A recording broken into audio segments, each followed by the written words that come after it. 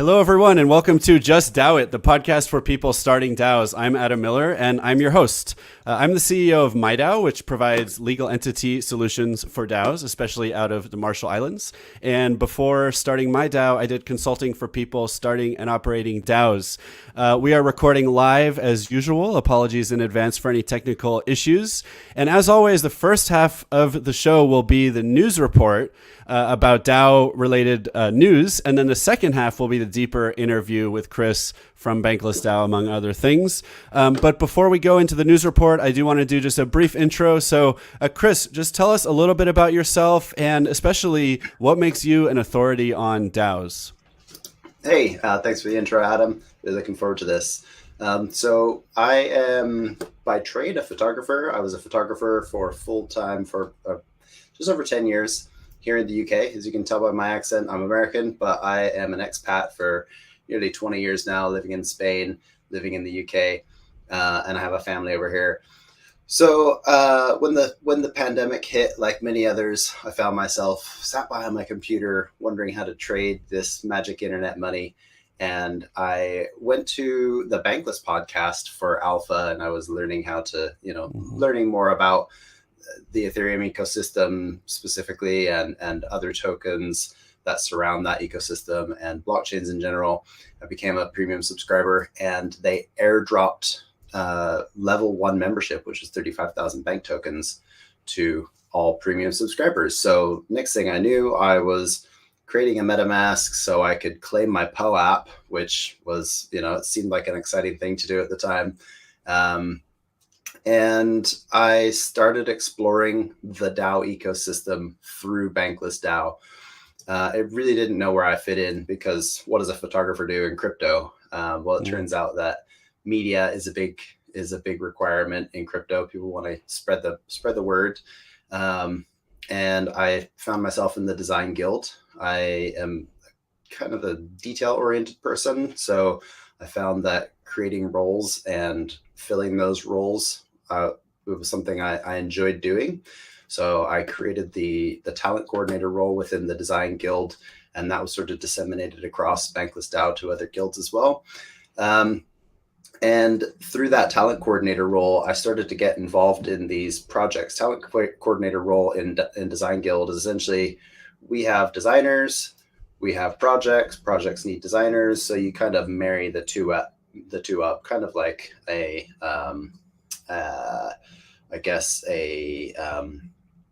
somebody who is like a headhunter, some similar to that. So I'm accessing all these projects, sort of figuring out what they need and plugging designers in, and all the while getting the alpha on the different projects like Fight Club, like Bankless Academy, and helping guide those, taking on some advisory roles and sort of helping push the narratives that need to be pushed, helping them promote themselves, taking my sort of higher level ideas and seeing if any of them fit, helping those advance the project, and then also helping other people sort of bring their ideas to fruition. So it was a lot of dealing with people, a lot of dealing with the brand, a lot of dealing with what projects are doing within the Bankless DAO ecosystem, and how those all plug into the wider DAO ecosystem. That led me to Delegations, which is actually where we met for the first time. Delegations is a guild in Bankless DAO. I think they might be transitioning to a project soon. But essentially what Delegations does is guides projects on getting involved within the Bankless DAO ecosystem.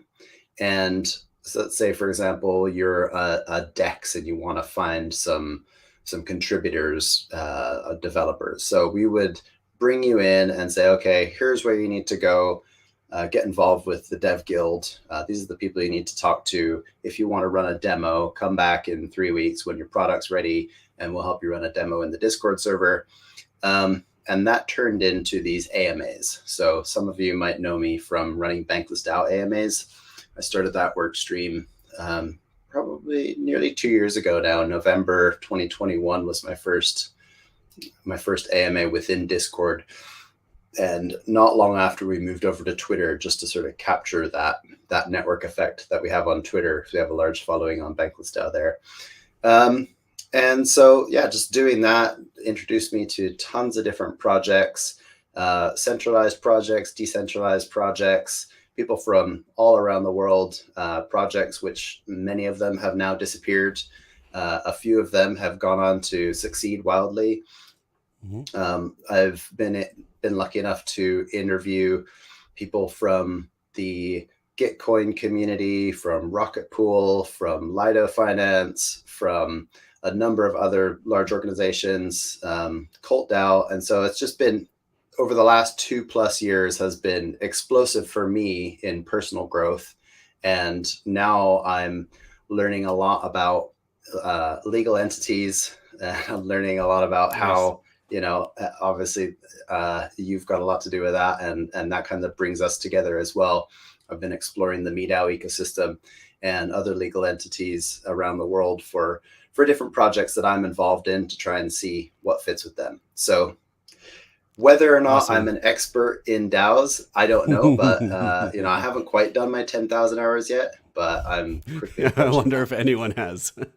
We're getting there. It's awesome. I think like one of the things I love about this introduction you just gave is anyone who's new to DAOs, there were at least 10, if not 20 terms that they need to go look up. And these are either things like tools you mentioned, DAOs you mentioned, things about Bankless DAO, which comes up a lot on the show because it's one of the early DAOs and one of the most successful DAOs, in my opinion. I'm sure yours as well.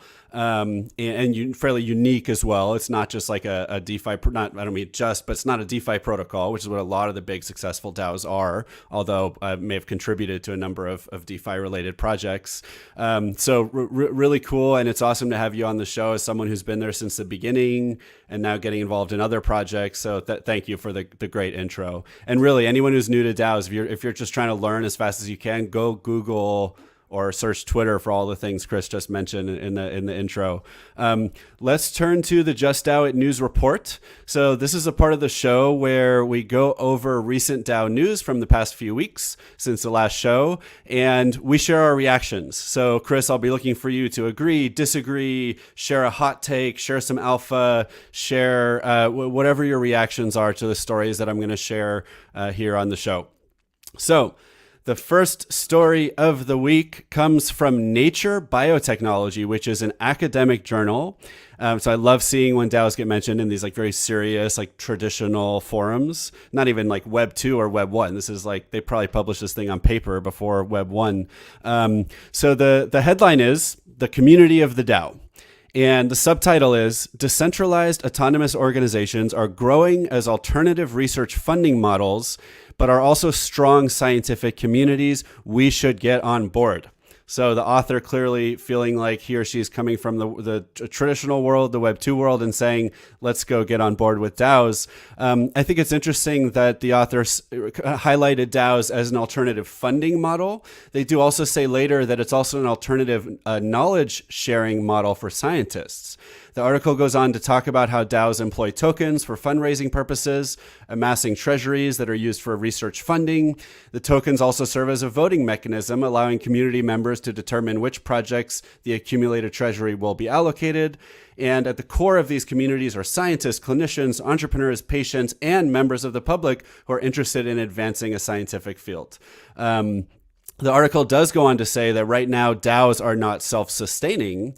The reason they say this is that these DAOs are fighting to raise more money. I'm not sure I agree that general assessment that DAOs are not self-sustaining is accurate. I think companies and projects of all kinds are always struggling to raise money. That's kind of normal. Of course, we'll need to see these DAOs succeed if this is going to be an indicator of progress. And I think some of them are. So some of the DAOs that are mentioned in the article are Vita DAO, which is focused on longevity, Valley DAO for synthetic biology and climate change, and actually connecting synthetic biology to climate change, Athena DAO for women's health, Hair DAO is one I like because they're trying to figure out how to help people grow back their hair, which for those of you who were on the show about a year and a half ago, I was totally bald. We talked about Hair DAO, and I'm not involved with Hair DAO, but I have hair now, thanks to some stuff I'm putting on my head.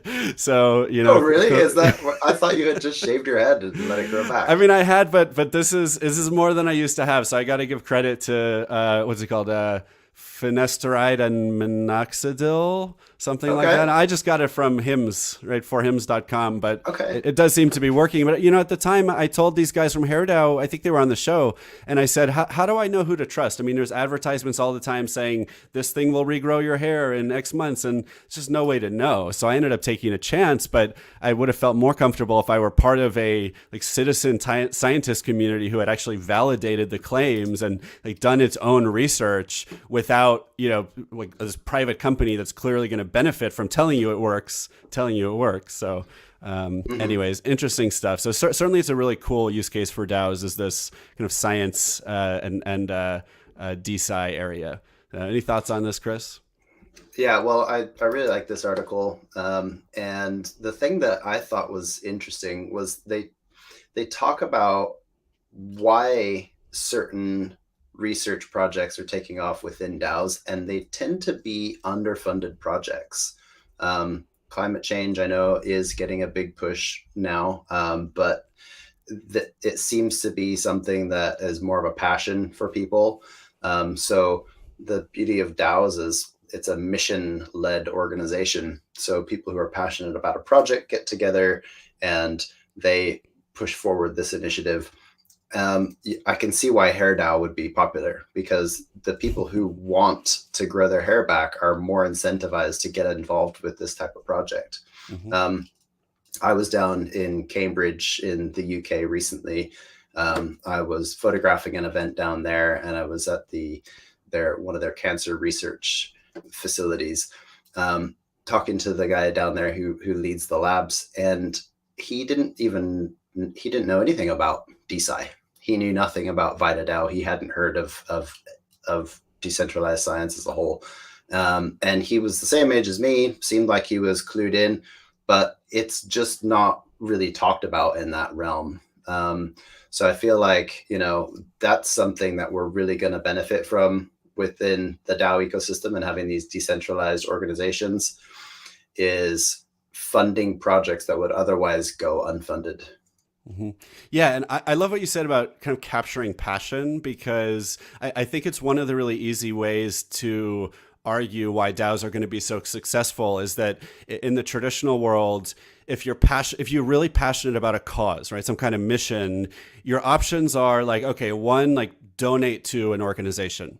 All right, that's cool. You donate, move on with your life, maybe feel a little bit better because you donate to something you believe in, or join the board of a nonprofit, which is an incredible amount of work. It's a huge responsibility. There's legal liability involved. You got to know how to do it. You got to show up regularly, and there's nothing in between, right? Until now. Now there's something in between, which is, hey, you can actually buy in, get governance rights in this organization, but it's okay. You don't have to show up at a meeting every month if you don't want to. You don't have to vote all the time if you don't want to. And now you haven't just given away money. You've bought into something that you're part of, right? And it's kind of similar. Mm-hmm. It's do you want to just join a mailing list, or do you want to join an organization, right? Mm-hmm. And on top of that, taking VitaDAO as an example, they're creating NFTs, which are essentially like IP rights. So not only do you own a part of the community, you also own a part of what they're producing as well.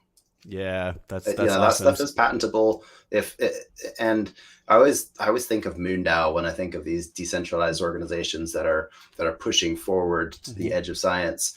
They are rocket scientists, they are propulsion scientists, and they're creating things which would otherwise be owned by a centralized entity, aka Elon or NASA, and nobody really sees the benefit of the profits from that except those organizations. And I'm not trying to say that what they don't do isn't needed, and they're providing fantastic services for us, but it gives people who would otherwise not benefit from the financial side, the financial upside of that investment, a chance to get involved. Yep. Awesome. I love it. All right. Turning to the next story of the week. This is from JD Supra, which also is a fairly serious law-related publication. And the headline is, "The DAO Jungle Chronicles. Federal judge upholds Treasury Department sanction of Tornado Cash for involvement in laundering hacking proceeds." Boo. Okay, so yeah, yeah, and boo for sure. So first of all, the article mentions that the same authors recently wrote articles about Wyoming laws about DAO LLCs, which is cool, similar to what we've done in the Marshall Islands, and also a recent California federal court decision holding that a DAO would be treated as a general partnership for the purposes of the lawsuit.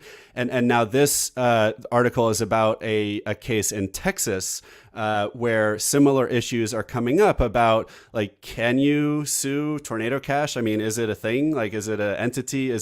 Can you sue the people? Can you censure a protocol? Right? And like, what does that even mean? What's interesting here to me, so a couple things. So first of all, one of the defenses that some of the Tornado Cash related people came to the judge and said, well, this is just decentralized software. Like, how can you sanction something that's just a decentralized protocol that no one controls and no one owns? And the judge basically said, well, look, it was built by developers. This DAO controls it still today. How can you say it's totally autonomous? Like, clearly it's built and controlled by people. And I think the judge has a point. I mean, whatever side you want to come down on this thing, I think we are a little too idealistic sometimes in crypto about saying, hey, it's just decentralized software, when in reality there's a multi-sig or a DAO or some people who really do have some control or certainly relationship with the protocol. And I think we have to kind of acknowledge that. No, sometimes the goal is to reduce the influence and involvement of people over time so that it just becomes totally decentralized in the long run. And I think there's nothing wrong with that. The other thing in this article, so again, it kind of touches on the issue of, what is a DAO? What's the treatment of a DAO according to the law? And in this lawsuit, the government is saying again that any group of people that comes together and works on something together, which a DAO certainly sounds like it is going to be treated as a general partnership under the law, which means the people involved can be held liable for the activity of the organization and the software. And this article goes on to say, like, people in the space need to be careful and realize that governments and courts are going to apply pretty broad, like, flexible application of the law to these situations. They're not going to like use the same like kind of loophole or like nuanced argument that people in crypto are necessarily saying, like, oh, it's decentralized software. They're going to say, no, like, for hundreds of years, we've said any group of people that gets together and does something can be held liable for what they do, unless, they form a legal entity, which limits their liability, which again is a business I'm in. And you said something you're getting more into. But we can't just expect that what's held true for the last 100 or 200 years is no longer going to hold true here. So what do you think, Chris? Well, it's interesting that they're adopting that definition of association, and so that is citing the Oxford English Dictionary as they've done here. It means a body of persons who have combined to execute common purpose or advance a common cause. So the manifest agreement that the plaintiff sought to require, the court held, was not applicable to this matter. As a result, OFAC only had to prove that Tornado Cash consists of a body of individuals and that this group exists to further a common purpose. So it's basically a group of individuals with a common goal, otherwise known as a mission. And DAOs are mission-oriented associations, essentially. This is why personally I'm getting more involved with trying to make sure the associations that I'm involved with are covered legally, to just sort of spread that liability to a company and sort of separate myself from it.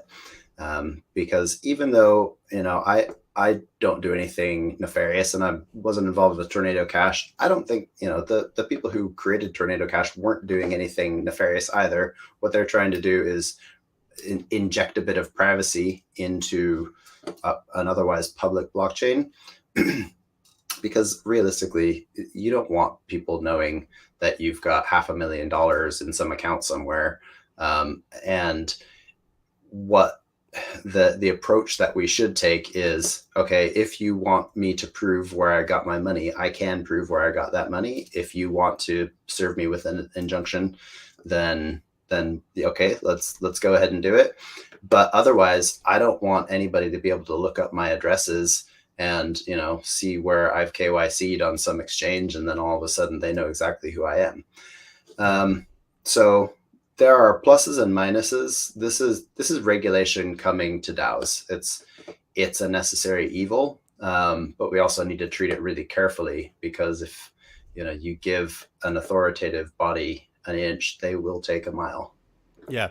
And to their credit, I don't think the government is actually punishing the people involved in this in the United States. There was a developer overseas in a Western European country who got arrested. And I don't even know still if they've publicly announced why they arrested the person, but it was one of the Tornado Cash developers. So clearly there's got to be a connection there. But to the government's credit, they're just saying, you can't use the thing, don't use Tornado Cash. And that was the context of this suit. They're not putting these people in jail because they participated in the DAO, but you never know. I mean, they're certainly leaving the path open to do something like that in the future.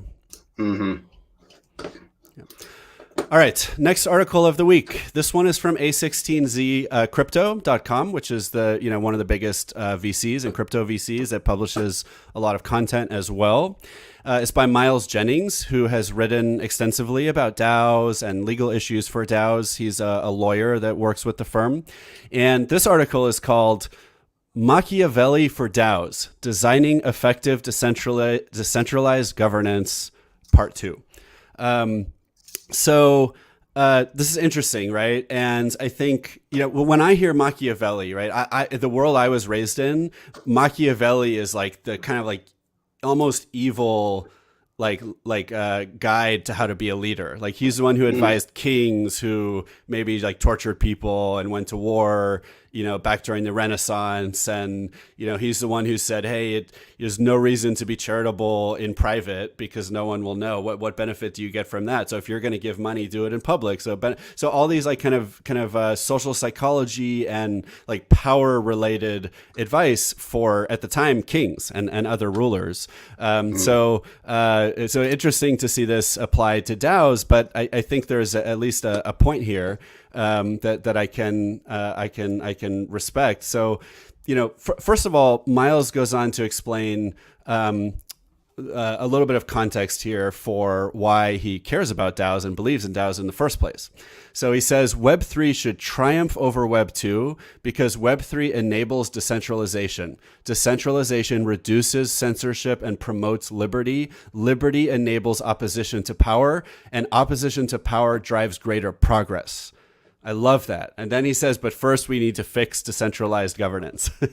So I think, right. So he's saying this is all awesome, but we got to figure out how to do DAOs in the first place. And I don't think most people would disagree that sometimes, just like everything in life, sometimes DAOs are hard, and because they're new, especially, we're running into challenges that we need to address. And Miles is suggesting some solutions. So that's great. It's not like he's saying DAOs have failed. He's saying DAOs are the future. Now let's just, figure out how to do them well.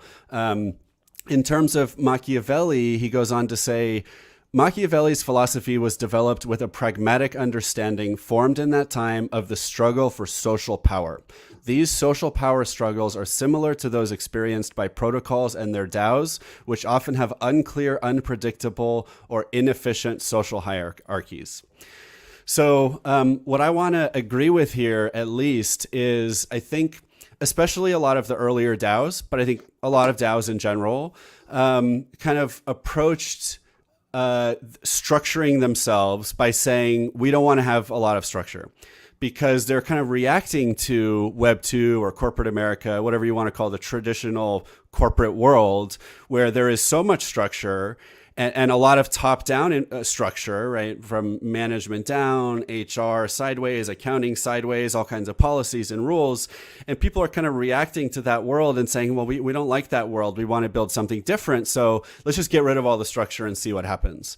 And I think it's probably fair to say that most leaders in the DAO space, and we've got one here, or at least probably both of us here, so I'm curious what you'll say about this, would say that's not necessarily, probably often not a good idea, actually. And that being decentralized and being more democratic and more censorship resistant, et cetera, doesn't necessarily mean you can't have any structure. It might just be a different structure. Maybe even in some ways you need more structure to allow a very decentralized, global, large group of people to effectively govern an organization.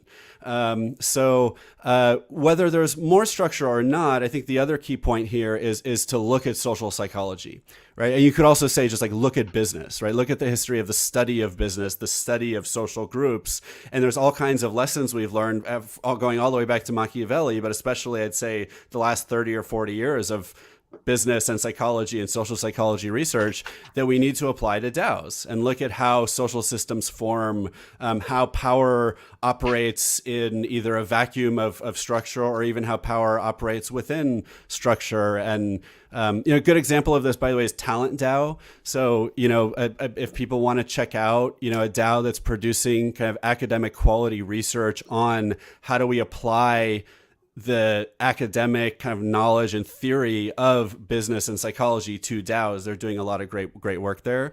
But yeah, let me see, Chris, what do you think about some of the things I've shared and from this article?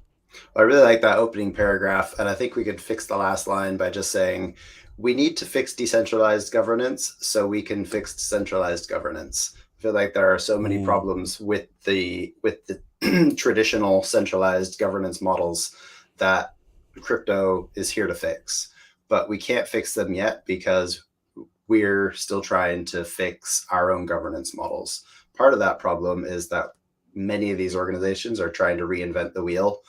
We're not from what I've seen, I've met a lot of brilliant people who do have a great history working in various realms of governance, either through their own civil service in their own country or just in large organizations which have very well-developed governance models. And those people know what they're doing, but a lot of other people, myself included, we do not know what we're doing. And we're trying to come up with solutions to problems that may have already been solved before. So I think part of what we really need to do is look to the centralized governance models and pick and choose what does work and can continue to implement those things as we need them. An example of that is quadratic voting. Quadratic voting, I believe, was introduced in European Parliament. I could be wrong there.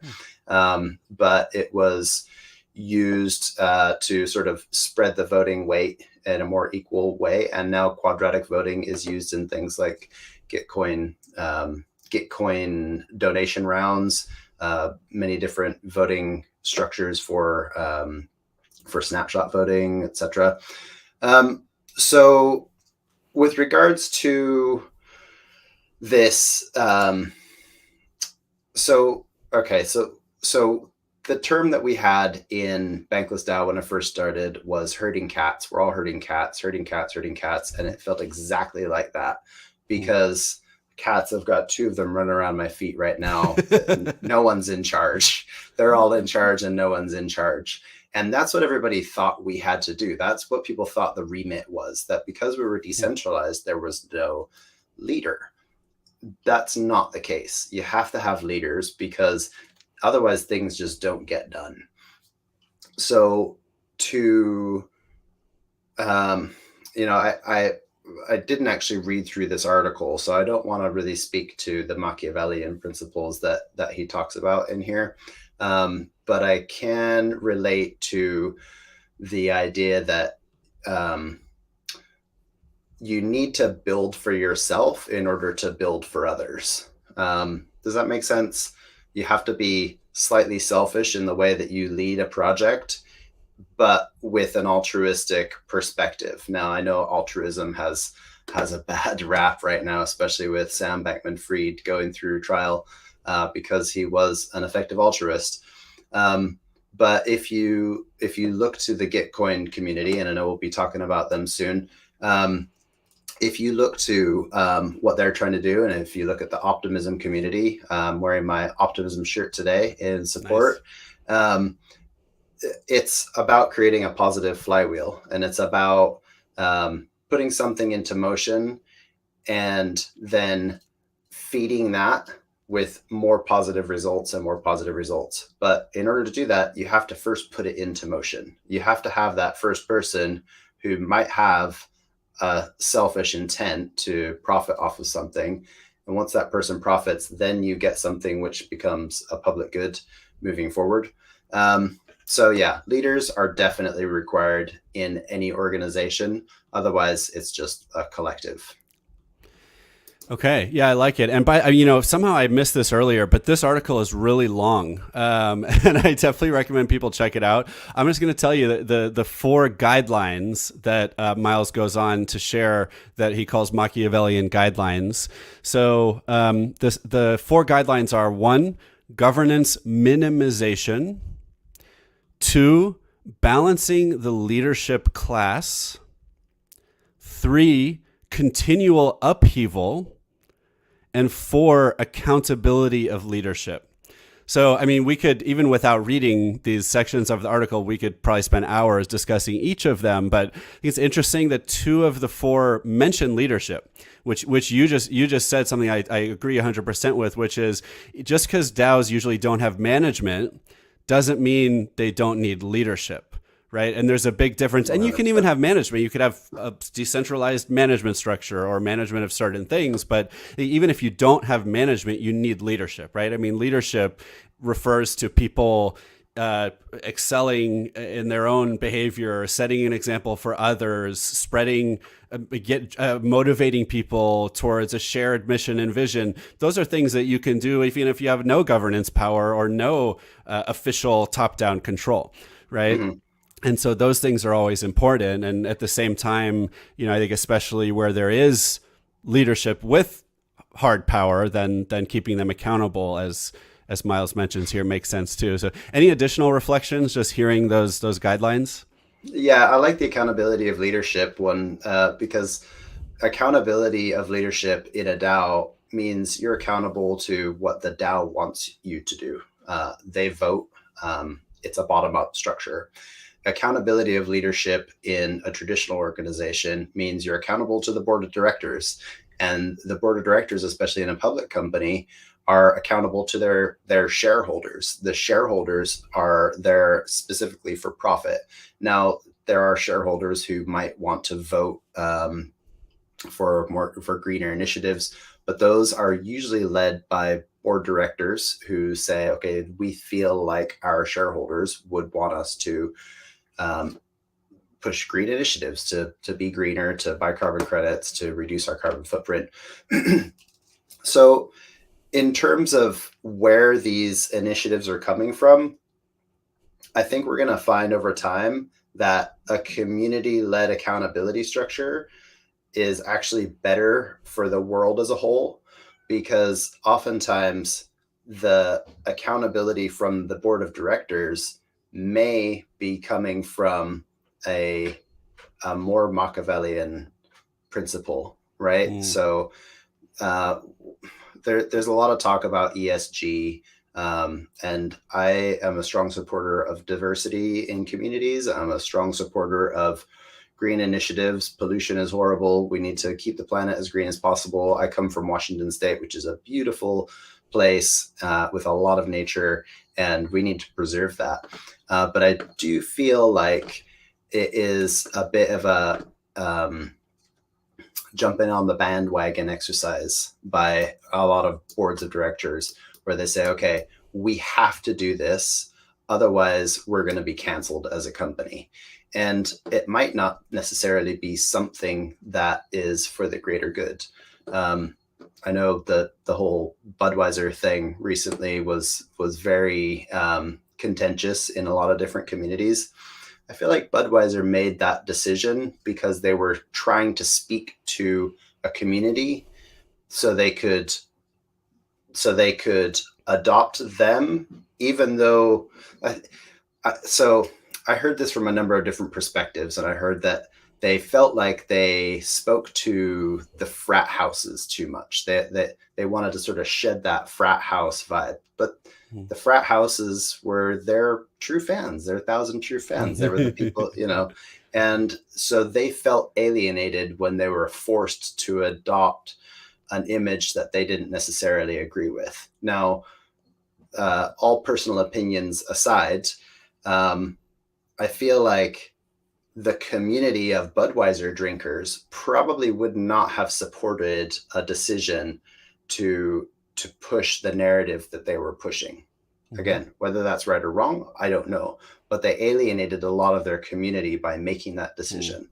So if you compare top-down accountability to bottom-up accountability, I feel like the messages that organizations are putting out to the world will be closer aligned to what the public actually want. That's interesting. So in the Budweiser case, if there had been, so like the feedback loop today is all the customers could do, since they hated the decision, again, right or wrong, was just stop buying Budweiser, which means the company is like plummeting in the rankings and their financials, from what I understand. If instead there was a mechanism to give their community and their customers more voice, even just more voice, they might have avoided this problem, right? And that's a huge part of what people are doing in DAOs. And it goes farther than just voice. It's rights, it's governance rights. But there's a lot of middle ground, right? And I think, and even talking about, you talk about like shareholders and boards, realistically today, let's say we're talking about Facebook. And like a group of shareholders wants to make a change. Well, you have to wait for like the annual meeting to vote on board members who then can try to oust Mark Zuckerberg or influence him, but probably fail. So it's like a year-long cycle that will probably fail versus, the Facebooks of the future, like Farcaster, which just today actually, Farcaster actually went fully decentralized, permissionless. So anyone can join Farcaster now, which is a leading Web3 social platform, a Twitter alternative, a Facebook alternative. It goes even beyond just sharing governance rights. It's like no one's in charge of Farcaster. You can do whatever you want, and if someone doesn't like what you're doing, they can just ignore you. So it even goes beyond decentralized governance. But there is also, decentralized governance involved, which means if everyone involved wants to change something, they don't have to wait for the annual meeting. They don't have to hope that the board is going to align with them and then influence Mark Zuckerberg. They can just go make that change today. And that's such a radical departure from, the way Facebook is today. And a lot of people consider that part of our public square, right? So do we want our public square controlled by Mark Zuckerberg, or do we want it controlled by decentralized governance? And obviously what Miles is saying and what we would agree strongly with is we definitely want the latter. Absolutely. And I also should really touch on this governance minimization as well. This is something that, we deal with constantly in our traditional structures. Is everything is overly bureaucratic. We build in too many layers. Make it as simple as possible. Minimize your governance to make everything less complex, and just make it easier for people to get involved and actually understand what's going on. Because with so much happening in DAOs, so much happening around us, there's so much noise, it's difficult to actually understand what you're voting on. It's difficult to understand how to push a proposal forward. It's difficult to understand, even the basics. So we want people to become comfortable with these structures and be accustomed to actually getting involved with them, because that's what they're here for. Yeah. Awesome. Yeah. I one of the DAOs I was in the early days, a couple of years ago, I remember saying something that I'm not going to say I 100% still believe, but I think there's something to it, which is I used to say that the governance process is there for when we can't resolve conflict on our own. And it's like we were planning events, right? It was DAO Planet, which still there's going to be a DAO Planet at ETH Denver again, which is a great annual DAO event, and they do other events. But at the time, it was like, look, if we're all just like in the chat room and we're just like fine, like trusting each other, and everyone's okay with the decisions people are making, and everything's going smoothly, you don't need to necessarily put everything to a vote. But when there's a conflict between people, or you can't decide, it's not clear that like if I go spend this money on this thing, everyone's just going to say, okay, we'll reimburse you. Then you go to governance and you use governance. So I don't think it's quite so simple, because there's also, there's value in transparency when you do on-chain governance, even if everyone agrees about, what the outcome is. But I think there's something to that where you minimize it when you can, right? Don't force complex governance process when you don't need it. Yeah, if you can avoid going to snapshot as much as possible, that means the A in your DAO is working. Autonomous, nice. Yep. And by the way, if anyone hasn't seen Snapshot, go look up Snapshot governance tool. That's very popular amongst DAOs. All right, turning to the next article, might be the last one we have time for. This article is from dlnews.com, and the headline is, Gitcoin DAO GAF sees $500,000 in GTC tokens lost forever.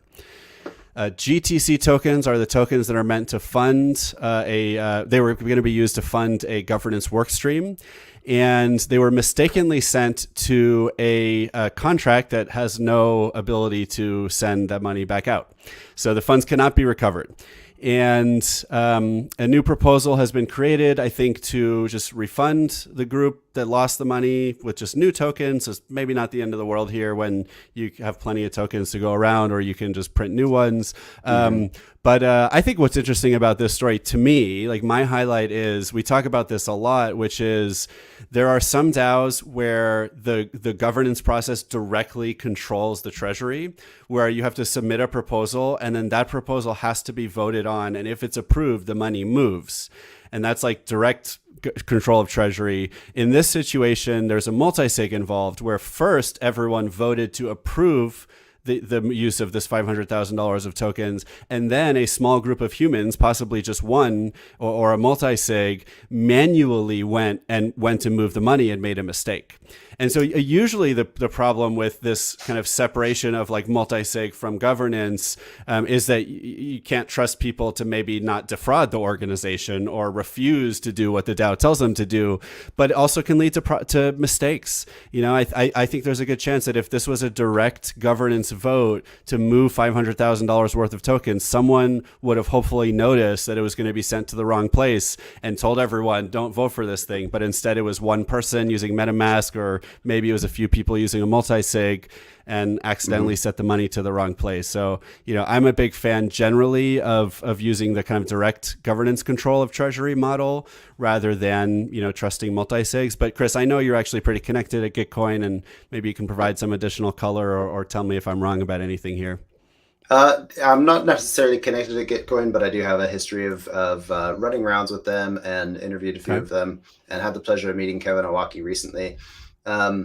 So first of all, I would like to agree that when you're moving funds around, you definitely need, if you're doing it through a manual process, you have to be able to audit that. And when you look at the address, don't just copy paste it, especially if it's $500,000, just read through the address and double check where that's going to go.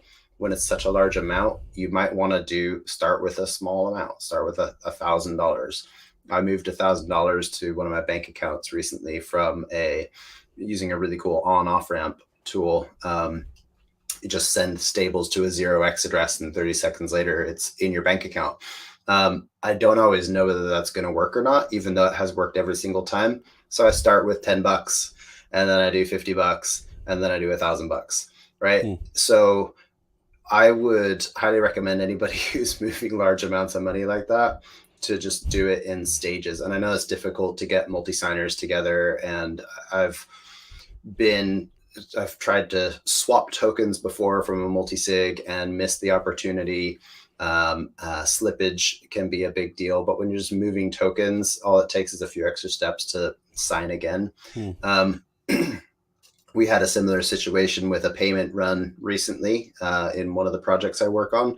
The project lead put the payroll together, went to ship it, everybody had signed. I was the last signer on it, and I looked and I was like, that seems like a high amount. So I went back and double checked the numbers, and it turned out that he had submitted this pay run and the previous pay run to be paid out again.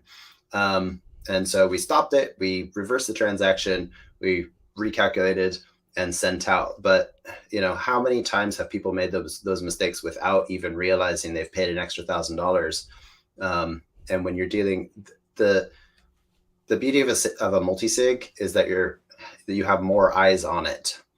But it almost seems like the more people who are involved, the easier it is to pass the buck. So there has to be somebody who is like your accountability buddy who comes in and checks those things.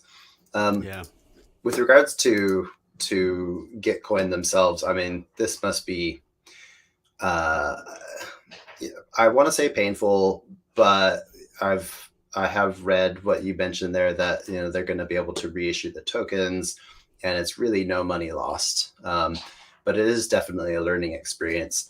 I think what's really interesting is that when they do get bad press, everybody talks about it.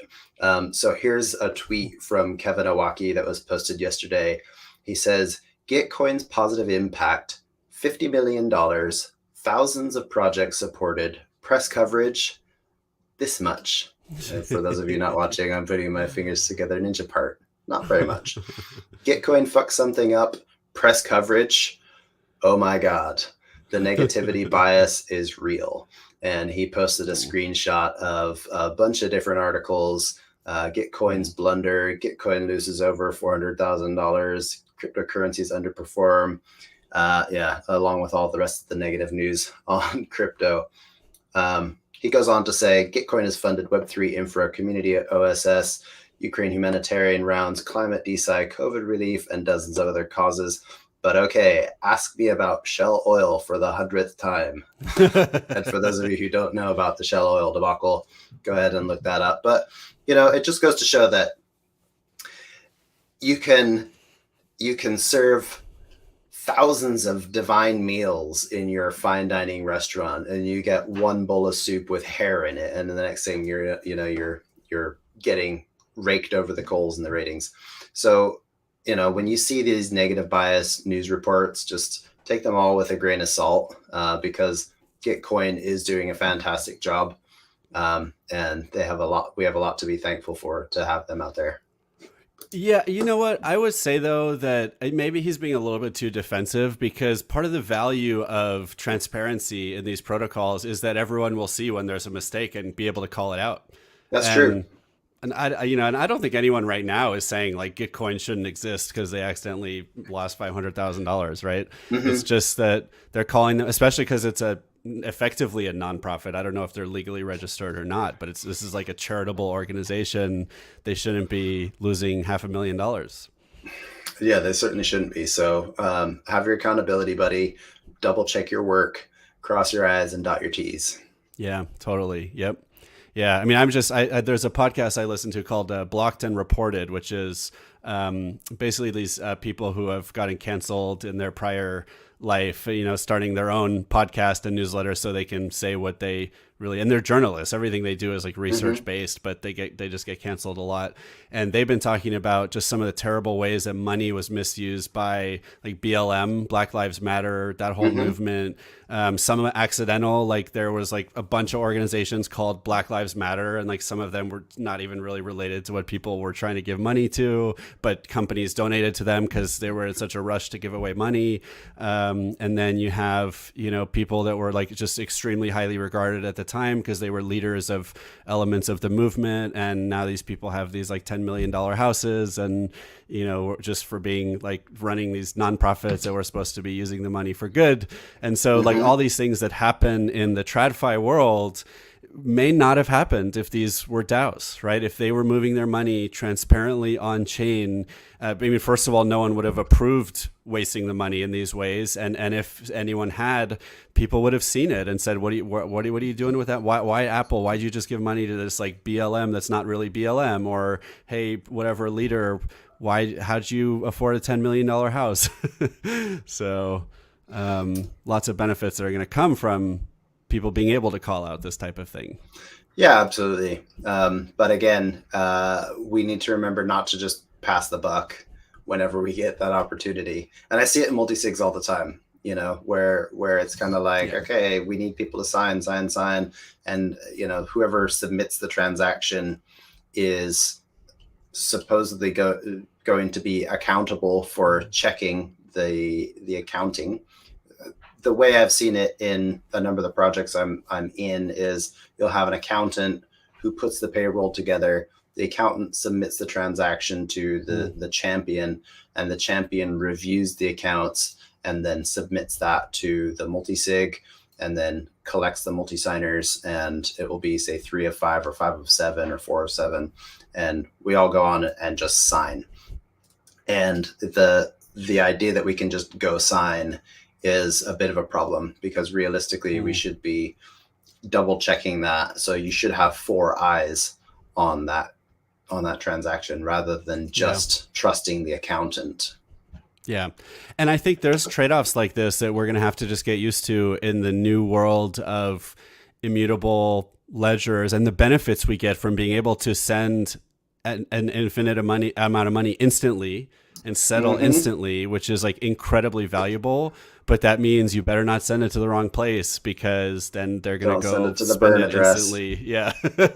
How many Bored Apes have been sent to the burn address? And speaking of safes as well, a lot of people don't know this, but okay, so if you have a wallet, let's say you create a MetaMask wallet and you've got your 0x address, you might have an ENS attached to that.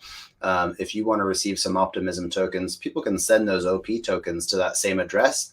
All you have to do is add Optimism network to your MetaMask, and you're going to be able to view those tokens. With a safe, it's not the same. So a Gnosis safe does not act the same way. If you send, say, Matic tokens on Polygon to the same safe that you have on ETH mainnet, it goes to a safe that you can't claim. There is a way of doing it. You have to use the command line interface, and it's very complicated and very expensive. Because you're going to have to hire a dev to do it for you. But if you don't do it quickly enough, somebody else can actually do it and claim that account by creating, they basically spam account creation. And I have heard of someone losing millions of dollars doing that. They sent it to the address that they thought was the correct address. And somebody else came in there and swept the wallet out from under them.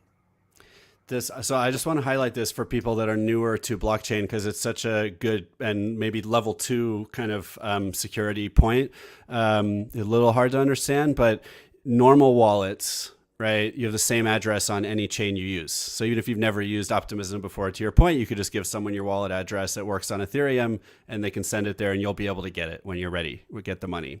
But at any smart contract, which a safe, a multi-sig safe is a smart contract, is generally not going to have the same address on each chain, because you have to basically spin it up anew on each chain, which means you're getting a new address, unlike the wallet, which is just there by default.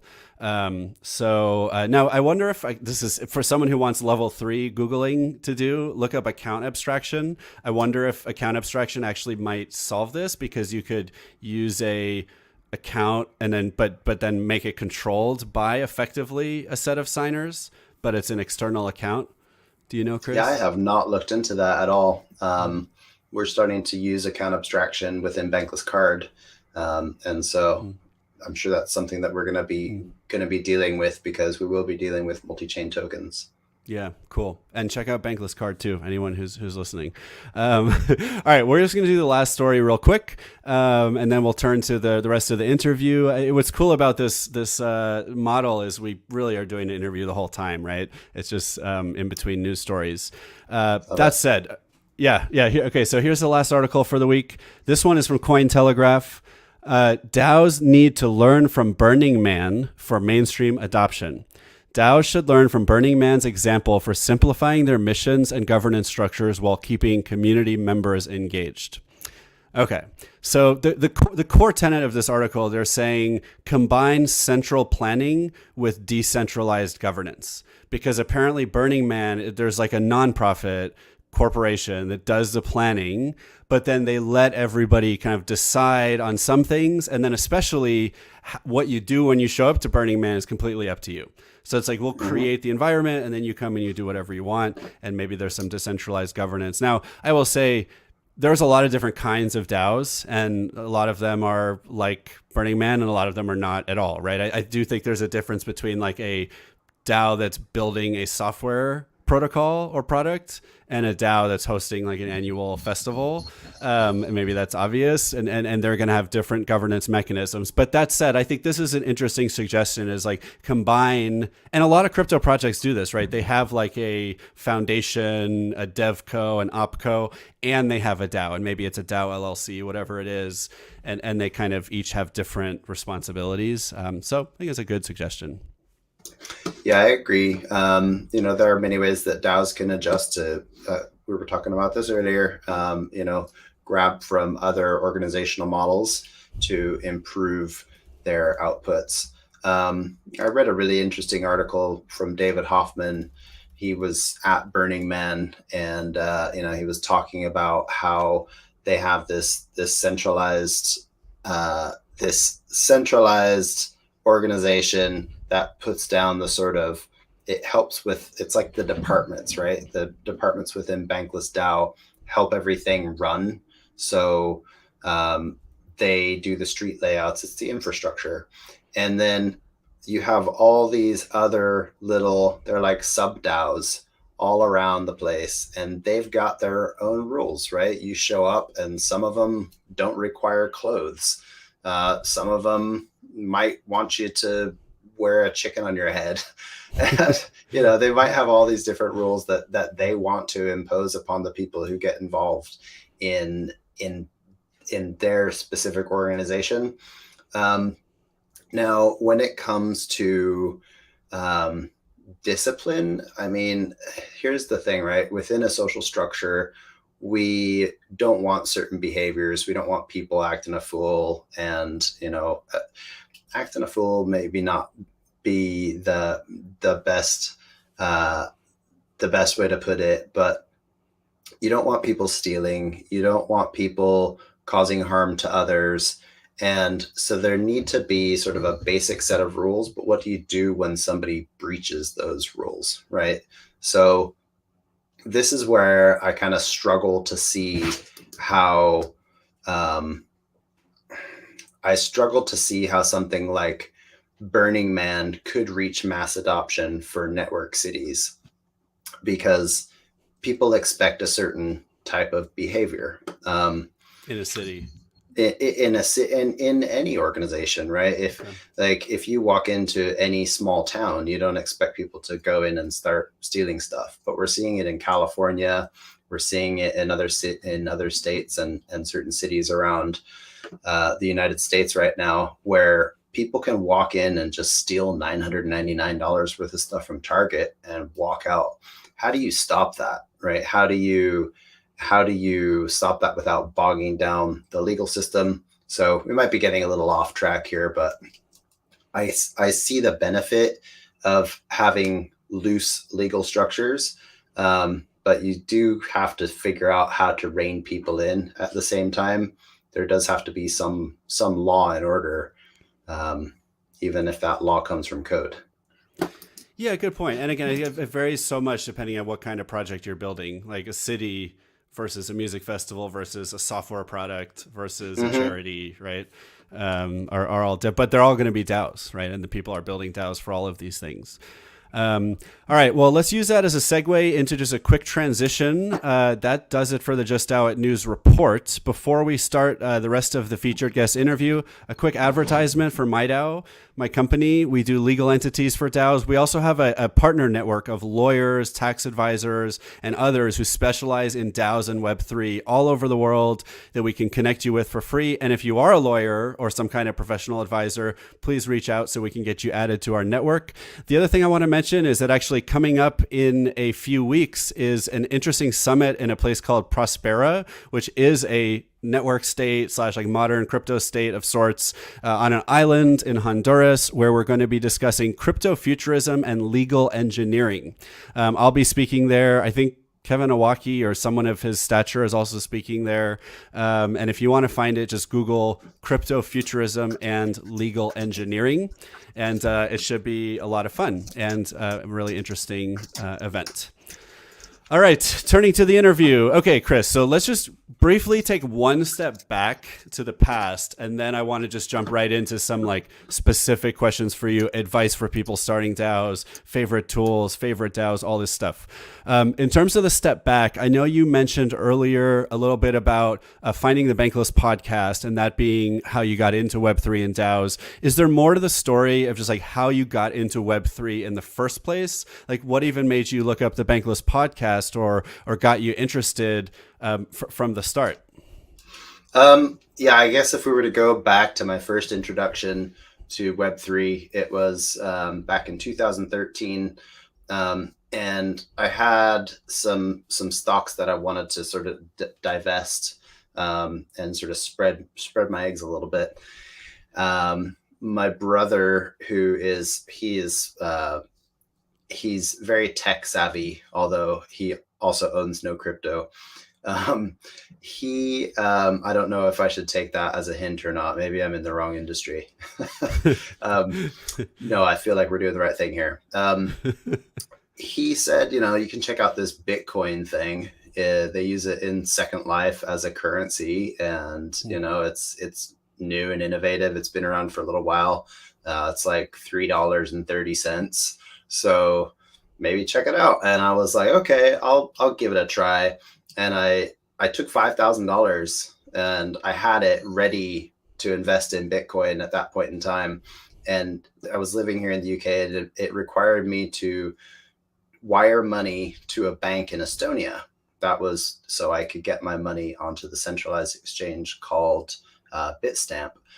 Now, I thought, wire money to Estonia. I don't know much about Estonia, and that didn't instill much confidence in me. So I just kind of stepped back and decided not to do it. And fast forward 4 years later, and I was like, wow, my $5,000 investment would have been worth $1 million or whatever it was at the time. Well, now fast forward, it would be worth $40 million. So I try not to look back too far. I did play around in the 2017 boom a little bit. I bought in some shit coins like IOTA and a few other random ones. Just playing around with things that I thought might be popular. And of course I bought at the top. And when the pandemic hit, I was actually starting to play with stocks first. I was trading a little bit here and there at the end of 2020. And my brother, again, told me about a short squeeze coming up on GameStop. And I thought, okay, first, I don't really know what GameStop is because I don't live in the States. Second of all, what the hell is a short squeeze? And so I started looking into it. And next thing you know, it went from $5 to $11 to $18. And my friends and I were like, okay, we're in. So, we started buying it. I think I got in at around $30. And before we knew it, within 5 days, it was up to over $400. We held a little way down too far. And I ended up breaking even. I sold some at the top, sold some after it dropped below 36. And it was fun. It was a great ride, but it made me realize I don't know shit about trading. I need to really beef up on strategy if I want to actually be a day trader, which I thought at that point in time I wanted to do. And that's when I started looking into all these different resources. And that led me to Bankless. I started looking at different crypto podcasts out there. The reason why I stuck with Bankless and the reason why I became a premium subscriber was because it just felt like they weren't shilling things. It felt like it was a more technical report rather than, hey, buy my token and let's write it to the top. And little did you know, they're selling it all the while. in the background, a la BitBoy, or you name your social shiller out there. So it felt like a safe bet to me. And as I said before, I didn't even have a MetaMask wallet. I was airdropped these tokens, they were essentially claimable through my email. So I logged onto some interface and logged in, and they gave me the means of claiming those tokens. I can't really remember the process, what that looked like. But by claiming those tokens, I was then able to go and vote in the first snapshot. So I got that POAP. I was happy to have that. I got my premium subscriber POAP, my Bankless Nation POAP, and that kind of began my POAP journey. So that's my lead up to the intro to Web3. I love, a couple interesting things to me. One is just how many people in crypto, they come for the token price appreciation, and they stay for something that is so much deeper and more real. And you're like contributing to like structural, like governance and organizations and technology, even though you came for the numbers to go up originally, or you were looking for a number that would go up, right? And absolutely. And at one point I was like, okay, this is free money, and I was thinking of just quitting my job as a photographer, which wasn't hard to do because I wasn't working as a photographer much during the pandemic anyway. I couldn't leave my house. So I thought, maybe this will be a good way to support myself. And I can see now in retrospect that it was a pre-designed rug pull, it feels like to me, by certain people who,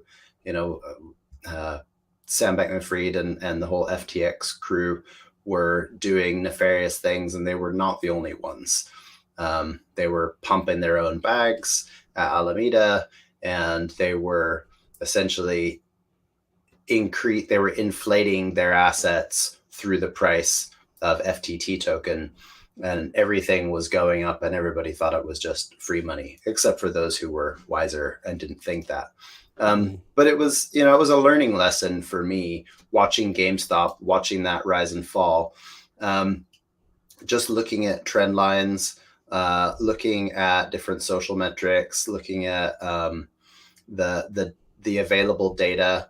And then you start to realize, as a retail trader, we feel like we have power in the stock market, but we really don't. GameStop was what happened with Robinhood. For those of you who aren't familiar with the GameStop saga, the hedge funds had continued to short GameStop to the point where it was going to go bankrupt. And when that became public knowledge, the public decided to buy and hold as much GameStop as they could. So as the price started to go up, the short sellers had to buy back the shares at a higher price and sell those shares so they could then buy back their next short and sell that. And every time they bought back, the price just went up and up and up and up and up. And that was that short squeeze. Now it was on track to hit $1,000. And that was going from 10 days prior, it was $20. So it was a huge rise. And supposedly what happened is the clearinghouse, which is Citadel, turned around to Robinhood and said, stop allowing purchases of GameStop, only allow sells. So they did that. Now, I say supposedly because Vlad has consistently said that they were not told by the clearinghouse to not do that. But that is a centralized authority, a centralized power taking control of a trading platform to protect the interests of a higher power. Now, that made me feel horrible inside.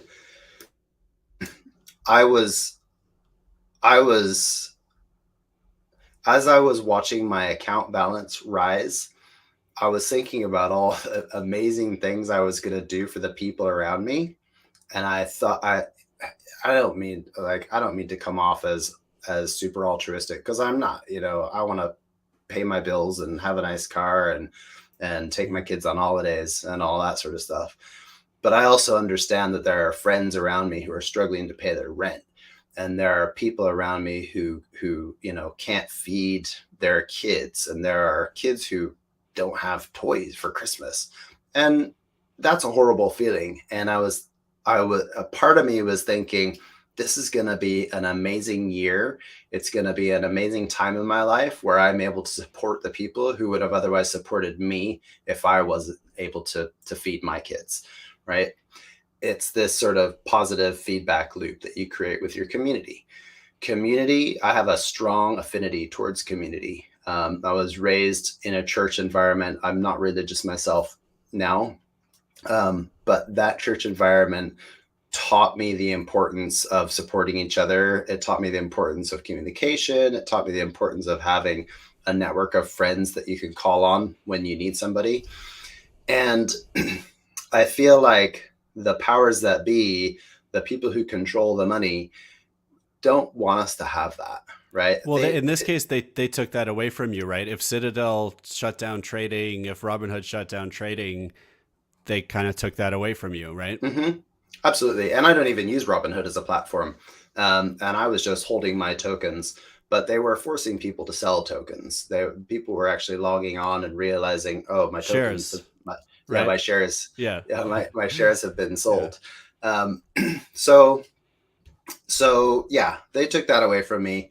And, I was being overly optimistic in my views of what was the final outcome of that. And I'm lucky I broke even, and it was a great learning lesson for me. Yep. But that really strengthened my resolve in community building and being with a group of people who have an aligned mission, right? That collective of people.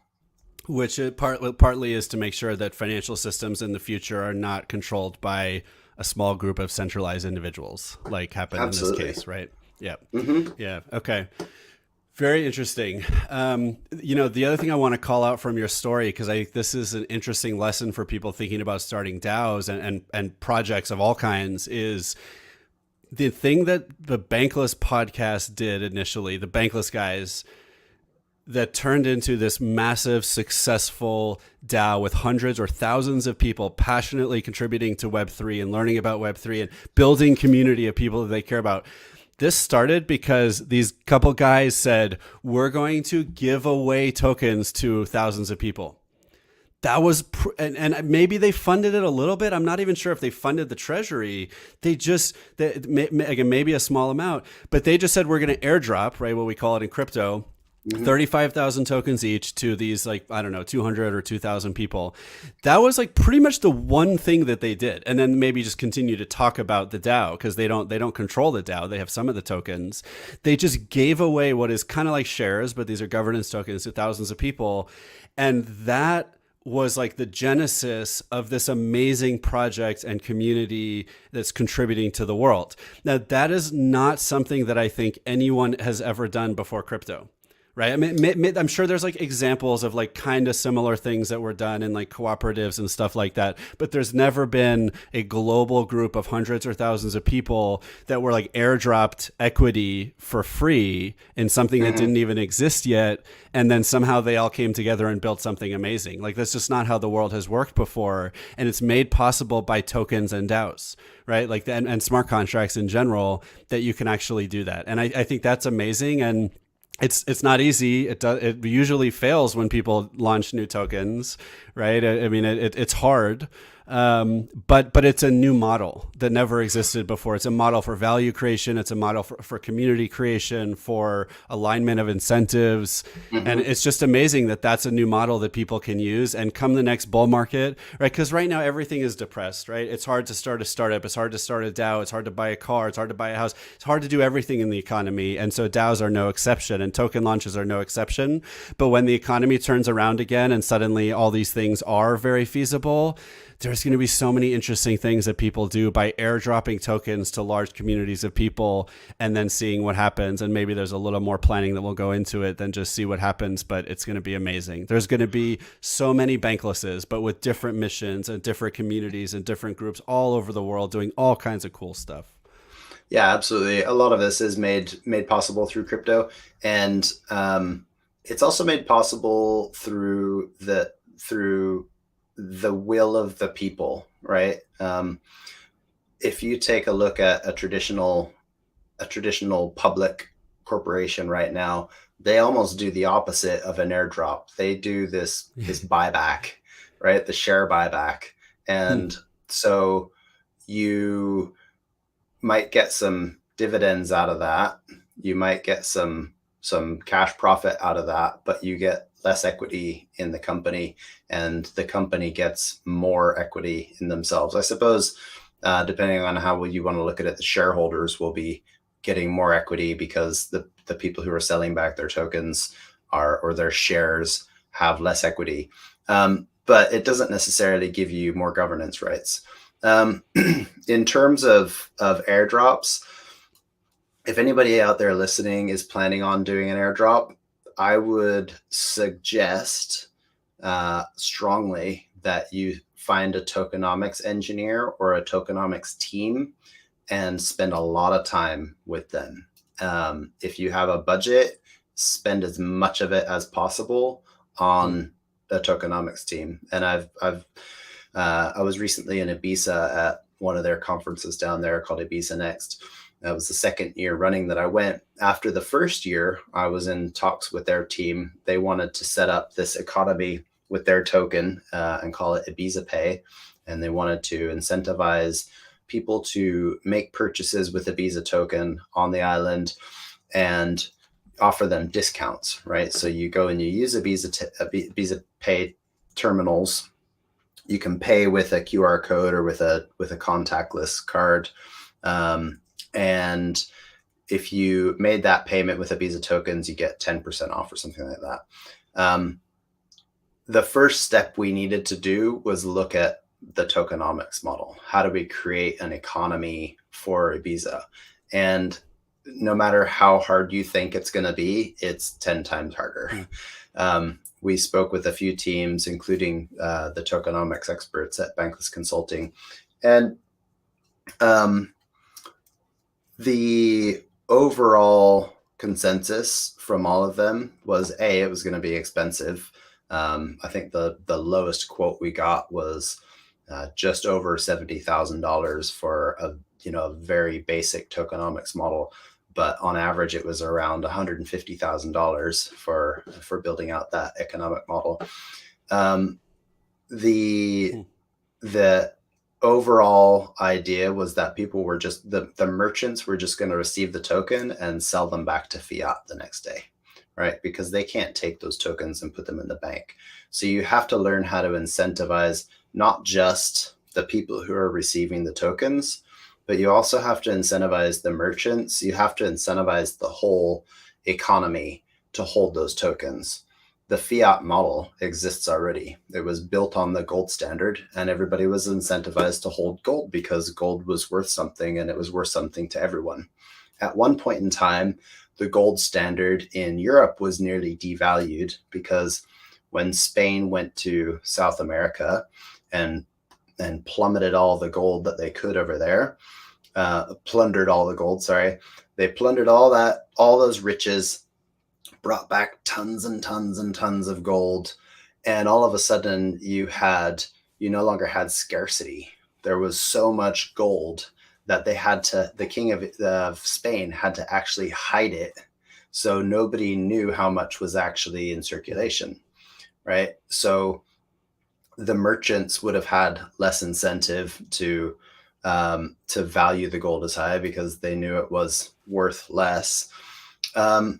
So that's something that you really need to take into account when you're doing an airdrop. Yes, there's the power to bring your community on board, incentivize your community, give them equity, give them a part of the structure. But at the same time, do your research on every single portion of that economy. By creating a token, you're essentially creating an economy, and you have to figure out what it is that that economy is going to go out and do. You have to run models. There are some AI tools out there that can run those models for you. And I'm in touch with a number of different tokenomics specialists. So if anybody listening wants a connect, feel free to reach out to me and I'll point you in the right direction. That sounds like a really valuable resource. Thank you for offering that. And, there's a recent story. I've experienced something like this. So a really good old friend of mine, Harvard grad, HBS grad, built this really successful exchange called Clipper Exchange. It's clipper.exchange, the DEX for small transactions. It's an awesome project, awesome team. And they launched a token recently. And on day one, the token value fell 95%. And I don't think it's recovered yet. Now, full disclosure, I bought some since then because I think there's to me, it's like the project is amazing. The team is amazing. There may eventually be fees for the tokens. Eventually this token will be great. But I don't think there was any attention paid towards tokenomics or marketing, especially because they were we don't want to market this thing. Just we want people to want it on their own, which may be good for regulatory concern reasons. But I think the lack of tokenomics may have played a role in why it at least hasn't been successful so far. It's called the SAIL token, by the way, if anyone wants to check it out. But is there, Chris, aside from reaching out to you for an introduction, is there a resource or a way people can learn about tokenomics, just an online class or something that you'd recommend, or really, as far as just something they need to reach out to the experts about right now? There's one place that I do go. I listen to their podcast every now and then, and I read their Substack. It's called Jarvis Labs. I will have to double check. Oh, it's called Espresso. Yeah, so Espresso is part of Jarvis Labs. Go to jarvislabs.substack.com. Those guys really dive into the economics. There's this whole relationship between fiat and crypto that a lot of crypto people don't really take into account when they're looking at their trading, etc. And they also kind of base their assumptions on traditional financial models as well. So yeah, check out Jarvis Labs. Cool. I mentioned Bankless Consulting as well. They don't have anything currently on the go, I don't think. But if you look up Bankless Consulting tokenomics, and also check out Bankless DAO newsletter. The Bankless DAO newsletter is a wealth of knowledge. Just so people know the difference between Bankless and Bankless DAO. Bankless HQ is David and Ryan. They created the DAO, and now the DAO is its own entity. It's like its own organism within the DAO. We started with 13 guilds. Some of those guilds have been dissolved. Some have turned into departments, which are more like helping with the running of the DAO, ops department, marketing department. And one of the guilds, original guilds, is called Writers Guild. They have a very powerful publishing arm called Bankless Publishing, and any of their stuff is fantastic. So read up on their. Big shout out to Hero Kennelly, Jake and Steak, True Cat, Siddhartha, all the Bankless writers out there. There's so many more that I can't even name half of them. But yeah, check them out. Bankless and Bankless DAO are absolutely essential sources for knowledge. If you're it's interesting. I occasionally real beginners ask me where do you recommend I go? And I do have to warn them now that if you listen to the Bankless podcast, it does get pretty advanced a lot of the time. So I sometimes I say go back 2 or 3 years and listen to those also. But it's still good for beginners. It's just there's going to be a little bit of a learning curve. And the Bankless DAO, not only Bankless DAO produces a number of podcasts. I don't know if you want to mention maybe if you have a couple favorites, but also the newsletter is awesome. Mm-hmm. Absolutely, yeah. Well, Making Bank is a popular one, but that's mostly dealing with the internal projects and team members within Bankless DAO. We've got Crypto Sapiens. We have a new one from A to Z, and that's put out by Zombie Shepherd and OXZFi. So no, not Zombie Shepherd. Sorry, not Zombie Shepherd. Zim Timo.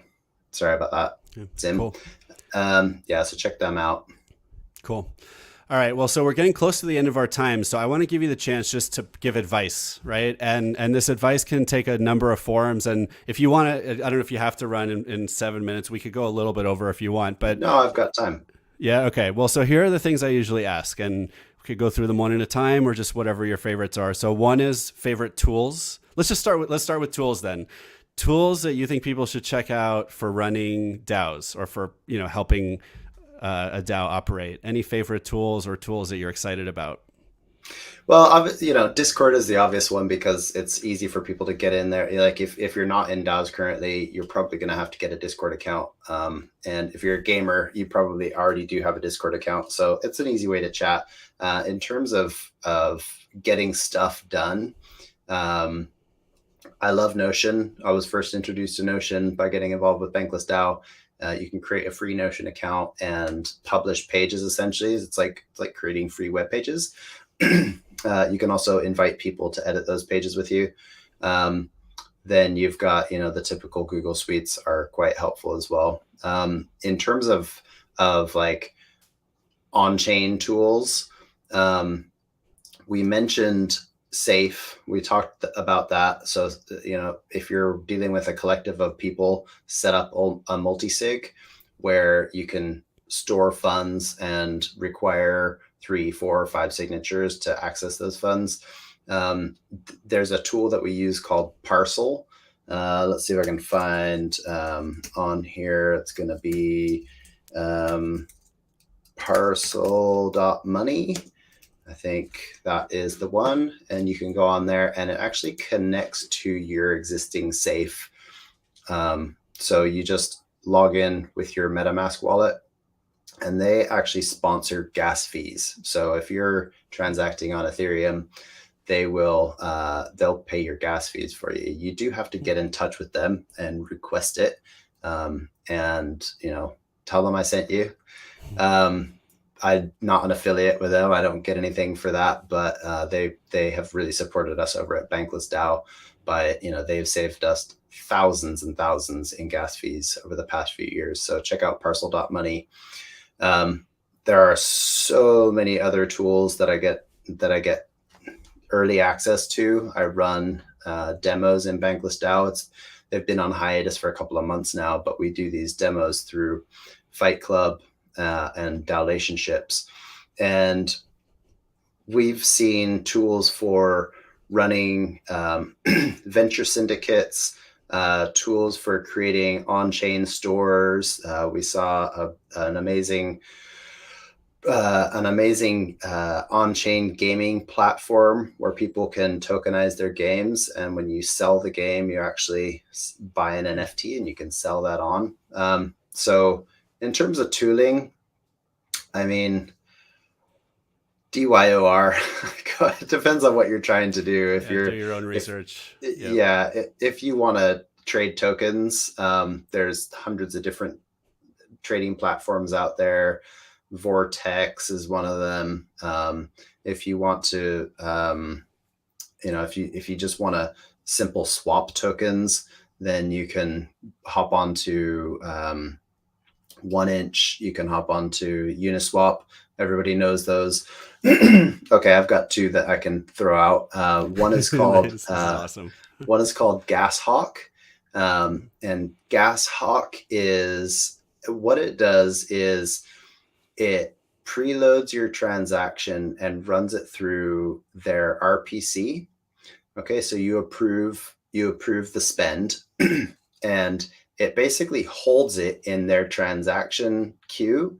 And when gas is low, it sends your transaction through. So it optimizes for gas, and you can set your own parameters. You can, if you have an urgent transaction, you can set it for 1 minute.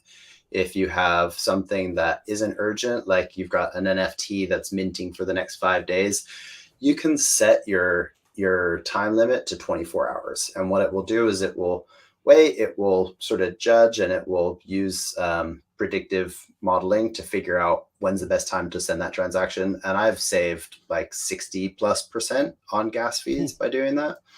There's another one called Caddy Finance. And Caddy Finance is like, it's kind of like a transaction aggregator. And so the way they work is they go out and find you the best prices on tokens, similar to what 1inch Fusion does. But they also use centralized exchanges as well. So they allow you to connect your centralized exchange. So if you had various centralized exchanges, it would use those plus 1inch plus Uniswap plus all the other pools to figure out what the best transaction is going to be. So check out Caddy Finance as well. Cool. Wow, that's an awesome list. You're giving people plenty of homework, which I love. By the way, I don't know if you want to talk about it, but do you want to shill your marketing related project at all? Or Yeah, absolutely. Save that for okay, yeah, go for it, please. I'll just blast through a couple of the projects that I'm active in. I mentioned Bankless Card, and you said to check them out. Bankless Card has actually signed an agreement recently in the United States, so we're going to be launching our first cards hopefully within the next 6 weeks. If it's not within the next 6 weeks, it will have to be after the Christmas cycle because they tend to shut down over the Christmas period. So we're on the precipice of launching Bankless Card. What that will be is an easy means for people to earn DAO tokens. So instead of earning cash back or instead of earning airline miles, you're going to earn DAO tokens. And when we get to the point of actually generating revenue, because early doors, we're going to have to build up our user base before we actually get to revenue. Once we get to that point, we'll be paying money back into DAO treasuries as well. So we'll be funding DAOs through their users' normal spending habits. The beauty of Bankless Card is that the DAOs, the DAO members are the owners of the project. So we have an LLC, which has a fiduciary requirement to a foundation, and that foundation's sole beneficiary is the DAO. So that's the members, the token holders. And so again, that's that bottom-up control structure. Beyond Bankless Card, within the Bankless DAO ecosystem, I'm involved in Fight Club, which is teaching people how to invest like a venture capitalist, and also involved in global events. So we go to different events, like I saw you at Permissionless in Austin, and we get some media coverage. So we try to be media partners with those events and push all that info to the Bankless DAO channels. And then I also host AMAs. So that's within the Bankless DAO ecosystem. Now, a few of us have gathered together and decided that we were going to put our powers to good use for not just the Bankless DAO collective, but for the rest of the ecosystem as well. And we're setting up this marketing agency. It's called Decentra, D3 Centra.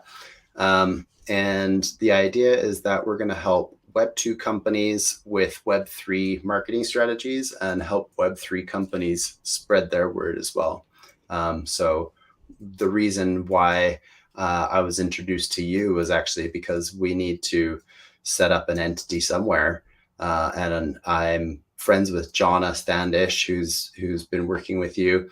And she was like, hey, come talk to us and we want to help you. And so you guys have very graciously offered to help us out. We're going to get that entity set up soon. So in terms of the marketing side of things, what we're really aiming to do is stick to our morals and our values.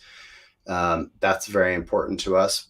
The reason why we wanted to sort of break out from Bankless DAO is because we're limited to the amount of customers we can take in, because you can only push so much stuff through the Bankless DAO marketing channels without it feeling like it's becoming a shill for everything. So we can still use, we can still use the Bankless DAO marketing channels by sort of paying to have, by hooking up the customer through a service provider to Bankless DAO and providing a customer to them. But we will also be able to provide customers to multiple other outlets as well. So yeah, really excited to be starting out there and seeing where it leads us. Yeah, and a vote of confidence, we're planning on using their marketing service as well, because it does seem really compelling, not related to Chris being on the show. So definitely check that out. Okay, one more piece of advice that you have for people starting DAOs before we get to our socials and concluding. If someone came to you and said, "Hey, Chris, like I'm literally starting a DAO tomorrow. What's your number one piece of advice for me?"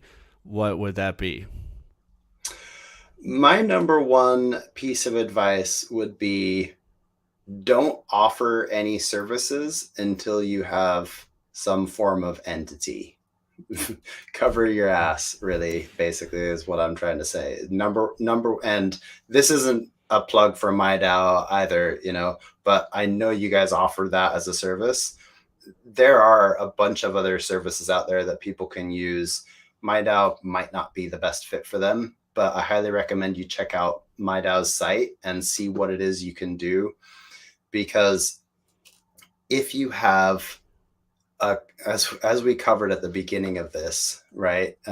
Talking about Tornado Cash, if you are a group of people and you have a collective mission, you may be liable for any damage that you do while trying to achieve that mission. So even if you don't think you're going to be doing anything wrong, you're not going to be offering DeFi services, you're not going to be offering advice. You start every space by saying, "This is not legal and financial advice." You could still be sued. Okay, so definitely check out a legal entity. Check out my DAO. Check out any of the other ones that exist out there. I'll refrain from naming the other services, but there are a number of them out there. You can just figure out how you can cover yourselves as individuals. And then from that point, go on chain, because that's what a DAO is. You can't just be a group of people and say we're a DAO. Figure out how you're going to go on chain. So check out Aragon, check out DAO House, check out any of the other DAO creation tools. The beauty of a DAO is that it's all public, so it's all forkable. So you can look at the governance models of DAOs that you idolize or that you want to be like, and you can just fork their governance. And next thing you know, you've got your own model right there. So it's not like a traditional organization where you have to kind of, pick it apart and try and reverse engineer it. It's all there open for the taking. Good point. And a lot of DAOs are building platforms that make it easy to launch a DAO that works just like theirs. So like DAO House, Aragon, Nouns, if you're building more of a community. Yeah, Nouns DAO. Yep. Awesome, Chris. This has been fantastic. So much fun and so many good things. If someone asked me like, okay, where do I start? You could listen to this episode and you have like 50 things to Google and spend a few minutes, researching. So really awesome. Where can people find you and your projects on the web and on social? Okay. Well, certainly check out banklesscard.xyz. Me personally, you can find me at the NFThinker on Twitter. I go by NFThinker, which is not NFT Thinker. People think I'm an NFT maxi or something, which I'm not. I just am thinking about protecting my non-fungible thoughts. So I have Neuralink to thank for that inspiration. And yeah, so you can find my photography work at chrisbiele.com. I'm also on Instagram as Chris Biele. If you're interested in checking out some of my work, you'll find that there. If you're in the UK or anywhere in Europe and you want to hire me as a photographer, I still hire myself out. I'm a trigger for hire. So if you like any of that stuff, by all means, check it out. I haven't sold any NFT. I haven't minted any NFTs yet. People think I'm crazy, but I want to save that for a special occasion. Maybe find a series of photographs that I want to mint as NFTs and do that then, but I'm not in any rush. Love it. Thank you. All right. And you can find me on Twitter at 0xthriller or on Farcaster at The Thriller. My DAO is at MyDAODS for directory services on Twitter, or mydao.org, and MyDAO on Farcaster. Just again, a quick ad for MyDAO. We do legal entities for DAOs and Web3. We have our guide to DAO incorporation you can download from our website, which talks about legal entities all over the world and how to know if you need one and how to choose one. Lawyers, tax advisors, please reach out. We have a partner network where we can help get you more clients at no cost. And we can also educate you about the Marshall Islands if you're interested. None of this is ever or has been legal advice or tax advice or financial advice. I'm not a lawyer. Neither of us are lawyers. Chris is a photographer. I'm just a guy. I'm a tech entrepreneur. So not legal advice. And again, Chris, thanks so much. To the audience, are you thinking about starting a DAO? Just DAO it. Thank you, Chris. Adam.